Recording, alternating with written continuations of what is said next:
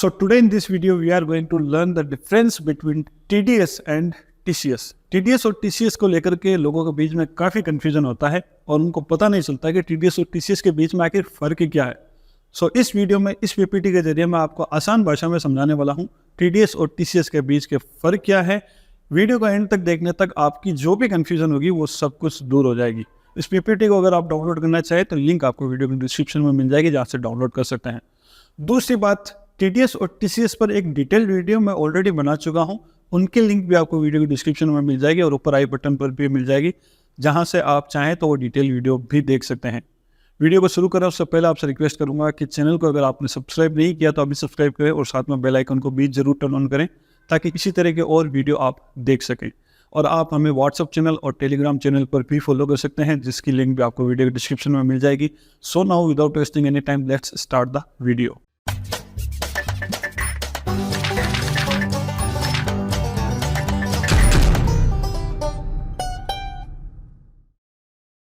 Alright, तो हम शुरू करेंगे पॉइंट नंबर 1 बिल्कुल बेसिक से। आपको TDS और TCS के बीच में फ़र्क को तो समझना ही है, उसके साथ में आपको एक चीज़ को और समझना पड़ेगा जो कि है एडवांस टैक्स।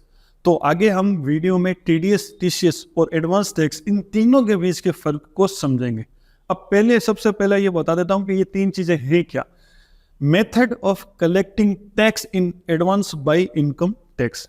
इनकम टैक्स के द्वारा किसी भी व्यक्ति से एडवांस में टैक्स वसूल करने के तरीके हैं TDS, TCS और एडवांस टैक्स। तो ये तो हो गया हमारा पॉइंट नंबर 1। पॉइंट नंबर 2 में हम ये समझेंगे कि इनकम टैक्स किसी व्यक्ति से एडवांस में टैक्स क्यों लेगी। तो इसके लिए हम पॉइंट नंबर 2 को यहाँ पर ओपन करते हैं। Income tax threshold limit.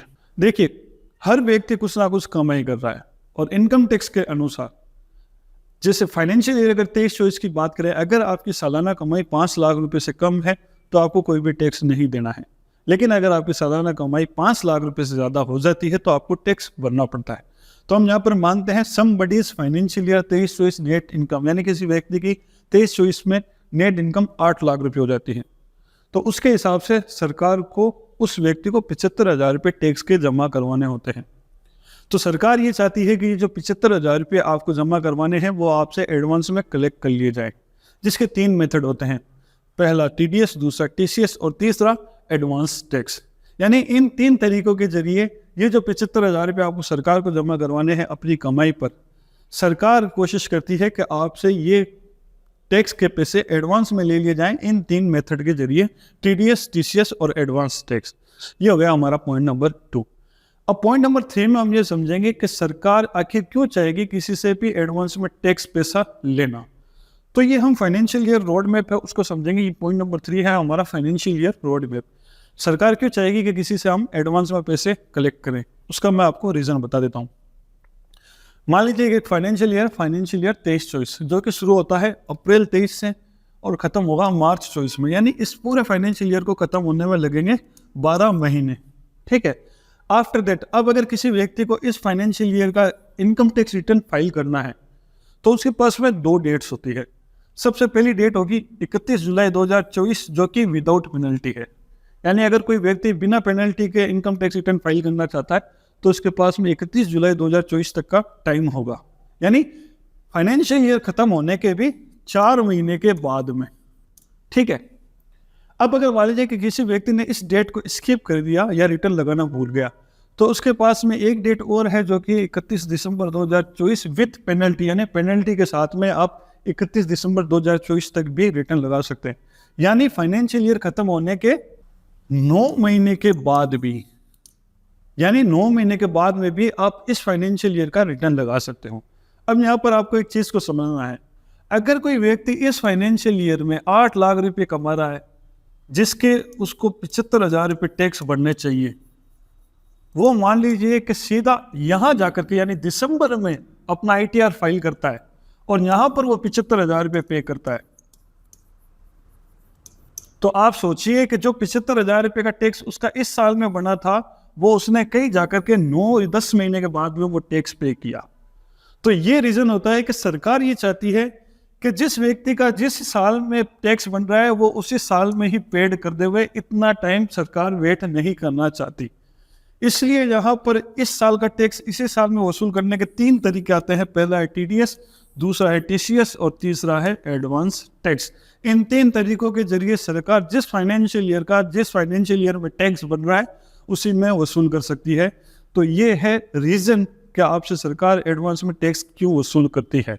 अब हम पॉइंट नंबर 4 में बढ़ेंगे और पॉइंट नंबर 4 में हम सबसे पहले एडवांस टैक्स को समझेंगे, उसके बाद टीडीएस और टीसीएस को समझेंगे। तो चलिए यहाँ से मैं क्लीन कर देता हूँ और आगे बढ़ेंगे। तो ये है हमारा पॉइंट नंबर 4, एडवांस टैक्स। अब एडवांस टैक्स क्या होता है वो मैं आपको बता देता हूँ। मान लीजिए कि मैं ये मान के चलता हूँ कि मेरी फाइनेंशियल ईयर 23-24 में 8 लाख रुपए की इनकम होने वाली है और 8 लाख रुपए के हिसाब से मुझे 75,000 रुपये सरकार को पे करने पड़ेंगे। तो अगर मैं चाहूँ तो अपनी मर्जी से वो 75,000 रुपये सरकार को 4 एडवांस किस्तों में जमा करवा सकता हूँ। और वो कैसे? ये है मेथड।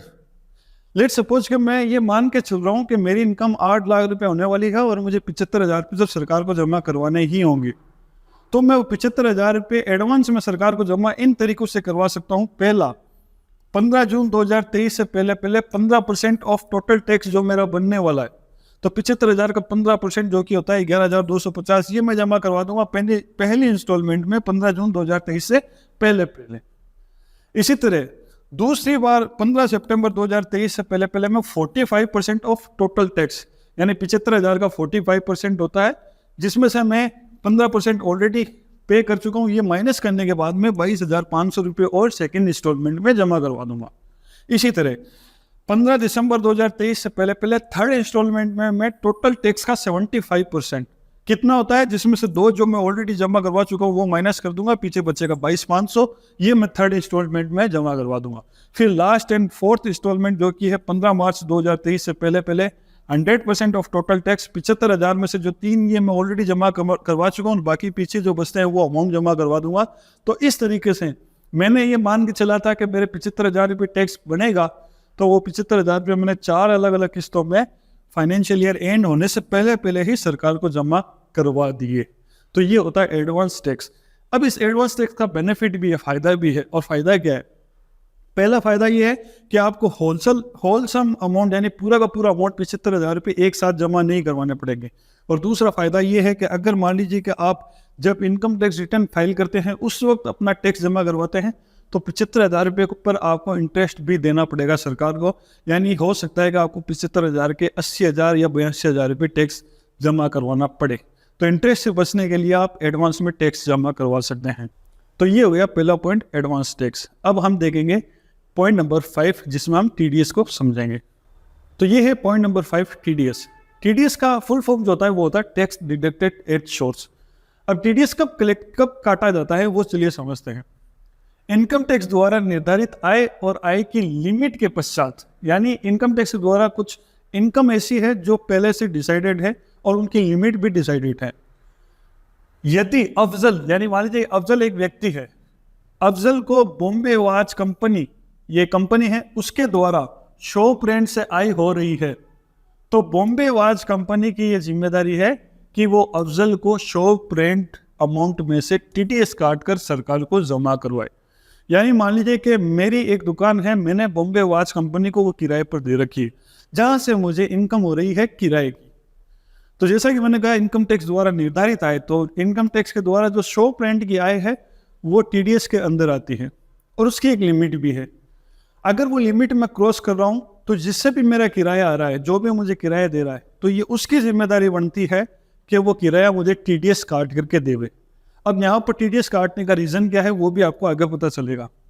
जैसे यहाँ पर मान लीजिए शॉप ओनर कौन हो गया? अफजल, ठीक है। और शॉप किसके द्वारा रेंट पे ली गई है? वो है बॉम्बे वॉच कंपनी, ठीक है। मंथली रेंट है मान लीजिए 50,000 रुपये और इसका ईयरली रेंट हो गया 6 लाख रुपए। यानी मुझे इस कंपनी से शॉप रेंट के द्वारा सालाना 6 लाख रुपए की इनकम हो रही है, जो कि आप देख सकते हैं थ्रेशोल्ड लिमिट से ज़्यादा ही है। तो इस हिसाब से मुझे कुछ ना कुछ तो टैक्स सरकार को जमा करवाना ही पड़ेगा, क्योंकि मेरी सालाना इनकम 6 लाख रुपए हो रही है, जो कि 5 लाख से ज़्यादा है। अब यहाँ पर as per income tax section 194I, it is mandatory to deduct 10% TDS on shop rent if the yearly rent amount is more than 2,40,000। यानी अगर किसी व्यक्ति की सालाना शॉप रेंट से 2,40,000 रुपये से ज़्यादा आय हो रही है, तो जो भी व्यक्ति से आय हो रही है उसकी ये जिम्मेदारी है कि वो रेंट पर 10% TDS काटे, TDS काट करके उसको पेमेंट करे। तो ये तो हो गया एक रूल्स। अब इस रूल्स को अपन एग्जाम्पल में समझेंगे तो आपको ज़्यादा डीपली समझ में आ जाएगा। तो ये है एग्जाम्पल। मान लीजिए कि मेरी अप्रैल का जो रेंट है वो है 50,000 रुपये। तो जो मुझे रेंट दे रहा है उसकी ये जिम्मेदारी है कि ये रेंट मुझे TDS काट करके देवे। तो 50,000 रुपये मेरा अप्रैल का रेंट है, उसने 10% TDS कैलकुलेट किया जो कि होता है 5,000 रुपये, और रेंट आफ्टर TDS हो जाएगा 45,000 रुपये। तो यहाँ पर होगा क्या कि मेरी आय तो जो है वो 50,000 रुपये है, 50,000 रुपये मेरा शॉप रेंट है, लेकिन मुझे मिलेगा 45,000 रुपये ही। इसका 5,000 रुपये जो आप कह सकते हैं एडवांस टैक्स के रूप में या TDS के रूप में सरकार के पास में जमा हो जाएगा अप्रैल मंथ में ही, यानी सरकार को लॉन्ग टाइम वेट करने की जरूरत नहीं पड़ेगी। ठीक है, इसी तरह सेम प्रोसेस चलती रहेगी हर मंथ में। मई का भी 50,000 रुपये रेंट है, लेकिन 10% TDS काटा जाएगा, 5,000 रुपये सरकार को जमा हो जाएगा और 45,000 रुपये मुझे मिलेगा। तो इस तरह पूरे 12 महीने जाते जाते आपके टोटल पूरे साल तक 60,000 रुपये का TDS सरकार के पास में मंथली एडवांस में पहुंचता रहेगा TDS के नाम पर। तो ये होता है TDS tax deducted at source, यानी जिस व्यक्ति की जिस टाइम इनकम हो रही है उससे उसी टाइम में टैक्स वसूल कर लिया जाए TDS के रूप में। ये है TDS। अब यहाँ पर आप देखिए क्या लिखा है, बॉम्बे वॉच विल पे 45,000, 45,000 रुपये ही अफजल को देगी 50,000 की जगह, और जो 5,000 रुपये वो हर महीने TDS काट रही है वो इनकम टैक्स डिपार्टमेंट को बॉम्बे वॉच कंपनी के द्वारा जमा करवाना पड़ेगा on the behalf of Afzal, यानी मेरे नाम पर ये इनकम टैक्स को जमा हो जाएगा एडवांस में टैक्स।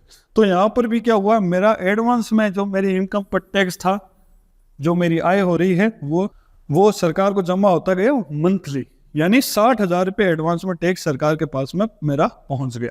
तो ये है TDS। अब हम समझेंगे TCS को। तो ये है हमारा पॉइंट नंबर 7, TCS यानी टैक्स कलेक्टेड एट सोर्स। इसको भी उदाहरण के जरिए समझते हैं। इनकम टैक्स के द्वारा निर्धारित विशेष प्रकार का माल एवं माल की सीमा से अधिक खरीदने पर लगने वाला टैक्स TCS होता है। उदाहरण के तौर पर अफजल ने बॉम्बे कार शोरूम से 15 लाख की कार खरीदी, तो बॉम्बे कार शोरूम की ये जिम्मेदारी है कि वो अफजल से खरीदी गई कार के साथ में TCS कलेक्ट करके सरकार को जमा करवाए। ठीक है, तो इसको भी हम एग्जांपल के जरिए समझते हैं। लेट्स सपोज यहाँ पर कस्टमर कौन है, वो है अफजल, सेलर कौन है, बॉम्बे कार शोरूम, और कार की वैल्यू क्या है 15 लाख। तो यहाँ पर इनकम टैक्स के द्वारा एक नियम है, वो क्या है, as per income tax section 206 CIF, it is mandatory to collect 1% TCS from customer on motor vehicle if value exceed 10 lakh and deposit the same amount to income tax on behalf of customer। यदि कोई customer किसी car showroom से 10 लाख रुपए से ज्यादा की कीमत की गाड़ी खरीदता है, तो उस गाड़ी की कीमत का 1% TCS के रूप में कार शोरूम वाले को कस्टमर से लेना पड़ेगा और इनकम टैक्स को जमा करवाना पड़ेगा कस्टमर के नाम से। तो ये होता है इनकम टैक्स का एक रूल। तो ये TCS का है रूल। अब मान लीजिए ये 15 लाख की गाड़ी की वैल्यू है और इसका इंटू 1% अगर अपन करें तो होता है 15,000 रुपये। तो यहाँ पर ओवरऑल कस्टमर को 15 लाख के साथ में 15,000 रुपये TCS के भी देने पड़ेंगे, यानी गाड़ी के 15,15,000 रुपये देने पड़ेंगे। और यहाँ पर कस्टमर को 15,15,000 रुपये क्यों देने पड़े, क्योंकि यहाँ पर सरकार ने ये ऑब्जर्व कर लिया कि एक व्यक्ति जो 15 लाख रुपए की कार खरीदने की क्षमता रखता है, इसका मतलब ये है कि वो सालाना अच्छी खासी इनकम कर रहा है। तो आपने यहाँ से एक काम कीजिए, 15 लाख की कार खरीदी तो आप हमारे रूल को फॉलो कीजिए और आपको 15 लाख के साथ में 15,000 रुपये एडवांस में टैक्स देना पड़ेगा, जो कि आपको गाड़ी मिलेगी 15,15,000 रुपये में। तो ओवरऑल यहाँ पर सरकार को यही पर पता चल गया कि आपने 15 लाख की कार खरीदी है, इसलिए आपकी इनकम जो है वो अच्छी खासी है। तो आपकी इनकम अच्छी खासी है तो एक काम कीजिए, आप हमें इसका 1% TCS यानी 15,000 रुपये साथ में जमा करवा दीजिए। तो ये हो गया TCS। तो TDS को भी हमने समझ लिया और TCS को भी हमने समझ लिया। अब हम दोनों के बीच में क्या फ़र्क है उसको समझेंगे। तो यहाँ पर मैंने टेबल बनाई है आपके लिए, टीडीएस और टीसीएस के बीच में क्या फ़र्क है वो अब आपको अच्छे से समझ में आ जाएगा। देखिए, विशेष प्रकार की आय होने पर आय में से डिडक्ट किया जाता है। टीडीएस जो होता है, अगर कोई व्यक्ति की आय हो रही है तो उस आय में से काटा जाता है। और टीसीएस क्या होता है, विशेष प्रकार का माल खरीदने पर माल की वैल्यू के साथ में ही कलेक्ट कर लिया जाता है। ठीक है, तो यहाँ पर किसी व्यक्ति की आय में जो है वो डेबिट होता है, और यहाँ पर अगर कोई व्यक्ति कोई वस्तु खरीद रहा है तो उस वस्तु में जो टैक्स कलेक्ट होता है वो टीसीएस होता है। जिस व्यक्ति से आय हो रही है वो टीडीएस काटता है। यानी मान लीजिए कि एक व्यक्ति है ए जिसकी बी से आय हो रही है, तो बी इसका है ना टीडीएस काटेगा। जो भी इसकी आय हो रही है पूरा इनकम नहीं देगा, टीडीएस काट करके इसको देगा। और जिससे माल खरीदा वो टीसीएस कलेक्ट करता है, यानी जिससे भी हम माल खरीदेंगे वो हमसे एडवांस में टीसीएस कलेक्ट कर लेगा। अब यहाँ पर एग्जाम्पल के तौर पर समझ लीजिएगा, यानी एक व्यक्ति का रेंट था 50,000 रुपये, लेकिन उसको मिल रहे हैं 45,000 रुपये। यहाँ पर क्या हो रहा है, यहाँ पर अमाउंट काटा जा रहा है। 50,000 मिलने थे लेकिन 45,000 रुपये मिले, बाकी के 5,000 रुपये टीडीएस के नाम पर जमा हो गए। यहाँ पर हमारा अमाउंट कटा। और यहाँ पर आप देखें, यहाँ पर क्या हो रहा है, कार की वैल्यू 15 लाख रुपए थी लेकिन पेड करना पड़ा हमें 15,15,000 रुपये। यहाँ पर अमाउंट बढ़ा तो 15,000 रुपये जमा हो गए टीसीएस के नाम पर। तो यहाँ पर आप फर्क देख सकते हैं, किसी व्यक्ति को 50,000 रुपये इनकम के मिलने थे लेकिन उसको मिले 45,000 रुपये, 5,000 रुपये कट गए। और यहाँ पर कार के हमें 15 लाख देने थे लेकिन 15,15,000 रुपये दिए तो 15,000 रुपये टीसीएस के जुड़ गए। तो ये फर्क है टीडीएस और टीसीएस में। अब ये होने वाली इनकम से कटता है, यानी यहाँ पर ये हमारी 50,000 इनकम है लेकिन इसमें से कट करके मिल रहा है, तो ये होने वाली इनकम में से कटता है। और यहाँ पर खरीदे जाने वाले माल में जुड़ता है, यानी 15 लाख रुपए की माल की वैल्यू थी लेकिन देने 15,15,000 हमें पड़े। और अगला जो है जिसका टीडीएस कटा उसके नाम से इनकम टैक्स को जमा हो जाता है, और यहाँ पर जिसका टीसीएस लिया गया है उसके नाम से इनकम टैक्स को जमा हो जाता है। और टीडीएस आपका जो है वो भी रिफंडेबल है और टीसीएस भी आपका रिफंडेबल है, यानी आप इसको क्लेम कर सकते हैं सरकार से वापस। अगर आपकी इनकम 5 लाख रुपए से कम ही रहती है, तो अगर आपकी इनकम 5 लाख रुपए से ज़्यादा हो जाती है तो ये आपको रिफंडेबल नहीं होता है, जो भी टैक्स आपका बनता है उसके साथ में एडजस्ट हो जाता है। तो देखिए दोस्तों, ये है टीडीएस और टीसीएस और एडवांस टैक्स। ये क्या होता है, क्यों आपसे सरकार एडवांस में टैक्स लेती है और इनके बीच में क्या फ़र्क होता है, ये सब कुछ मैंने आपको इस वीडियो में समझा दिया। उम्मीद करता हूँ कि आपको वीडियो ज़रूर पसंद आया होगा, जो कुछ भी मैं समझाना चाह रहा हूँ आपको समझ में आ गया होगा। तो वीडियो अगर आपको पसंद आए तो लाइक करें, कमेंट करें, शेयर करें और सब्सक्राइब करना बिल्कुल भी ना भूलें। जल्दी मिलेंगे अगले वीडियो में, तब तक के लिए take care and happy learning.